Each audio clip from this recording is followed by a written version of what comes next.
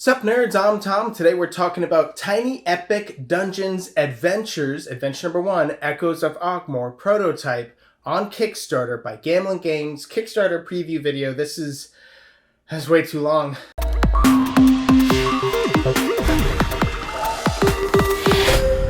So Tiny Epic Dungeons Adventures is a standalone sequel that is also cross-compatible with the original game, Tiny Epic Dungeons. And that's actually one of the few Tiny Epics that I haven't played, even though I do have it. I have it right here.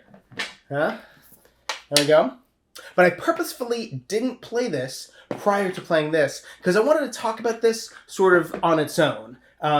So I was afraid that if I had played the original, I'd just be like comparing it too much, right? And then you, if you're watching this and you haven't played the original, you'd be like, what is happening? It's also important to note that, of course, this is a prototype, things can change, all that kind of stuff, but also this is a story-driven campaign type game, and because this is a prototype, all I have to show you is the first adventure. It's sort of like a sample pack, really, is what I have here. Now, because I only have the first, like, scenario, adventure, whatever they call it, you shouldn't be too worried about spoilers. What I can tell you is how it works, at least the adventure that I have, is you open up an envelope that gives you setup instructions, especially on what page to go to in the book. You do get this adventure book, and actually, in the prototype I have, the adventure book does show, it's like the full adventure book. This isn't just the first scenario here. So, again, without too many spoilers, here's the book in its entirety. Well, that looks pretty cool. I like that. Oh, that's pretty gory and violent. Oh, that's just full of licensed materials. I don't know how they're getting away with that. Well, that's just pictures of me. How'd they get those? I like all the penguins. That's cool. That's cool. And this page is just blank. The rest of the pages are all blank. I'm out of jokes. Okay. So the adventure is going to be setting up a dungeon crawl. And this is like somewhat random, right? It's going to tell you what page of the book to open up to and how to set dungeon cards around the book. So like the book is obviously preset, right? And the spaces you move around there. But then you kind of like build a bit of a deck, and then you put that deck out in a specific order so they know. You don't know exactly what room is going to be, right? So it is have like replayability there, but it does know that, okay, so you're probably going to hit some monsters distributed in this way, right? It's kind of goading it in a certain way, but still randomizing it enough to where you never know what you're going to get. This is overall a co-op, story-driven, campaign-driven, dungeon diving kind of game.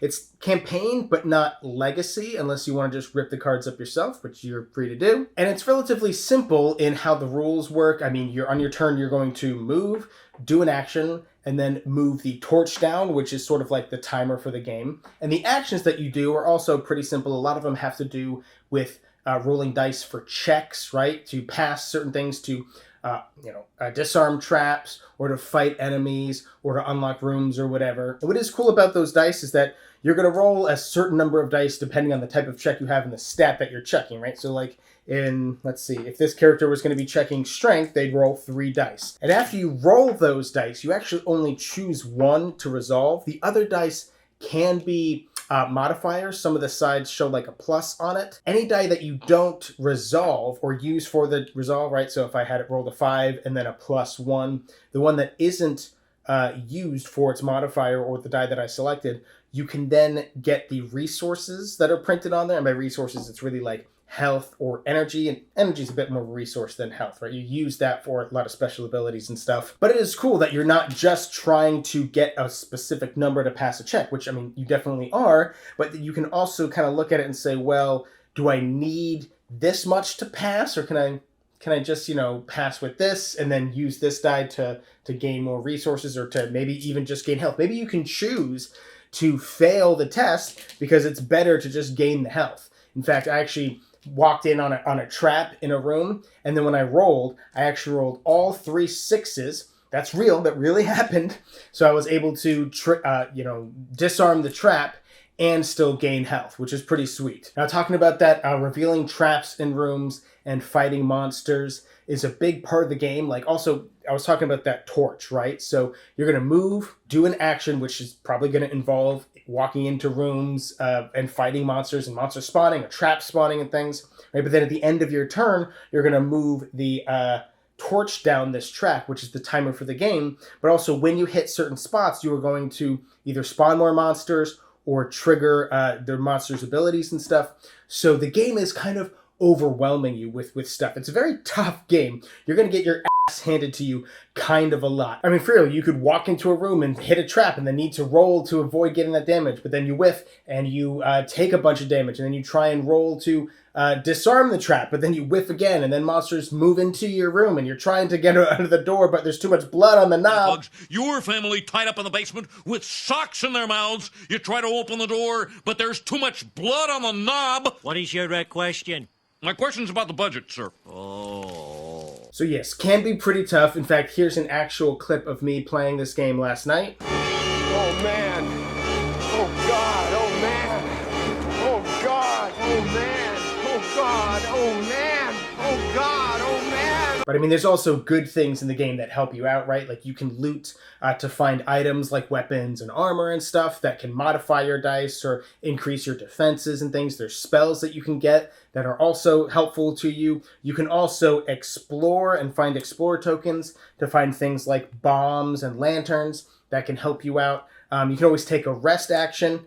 I mean, sometimes it's kind of tough to do that, but resting can help you get your health up, get your energy back up, and there are even some items that when you rest, you can move the torch token back up, giving you more time in the game. Because like I said, that's a timer for the game. That's one of the lose conditions, is if the torch ever gets to its last spot before you've completed whatever the success is for that particular mission, or same missions. And I'm pretty certain it's adventure, right? Like you're going on little adventures, right? Because that's why this is called adventures. I mean, I'm just going to call them whatever. Another way you could lose is if too many monsters spawn out, or like really you're supposed to spawn another monster and there isn't another monster on the map. And of course there could be other win and lose conditions for different adventures down the line. Again, I'm still only really talking about the first one here. So I know I said I wasn't going to compare this to the original. The only thing I will say is I do know that this is cross-compatible with the original. So if you have the original, all the dungeon cards and all of the like items and monsters and heroes and stuff are cross-compatible. So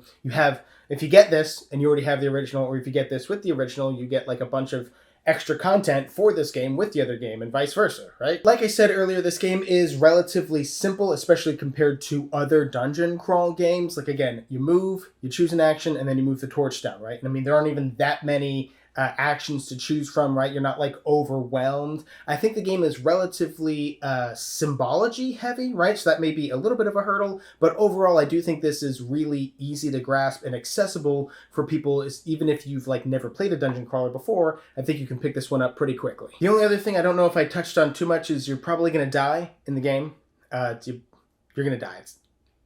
It's going to happen. You're going to die. Well, I hope that gave you guys a pretty good idea of what the game is and sort of how it plays. Again, I'm only playing with the first scenario, so I can't get too deep into other things if you want to know. If you want to know what else is in the campaign, well then, you got to pick up a copy. There's going to be a link in the description box down below for this. There's also going to be a link for the original Tiny Epic Dungeons. I don't know if it's off screen. I'm also going to put a link to this.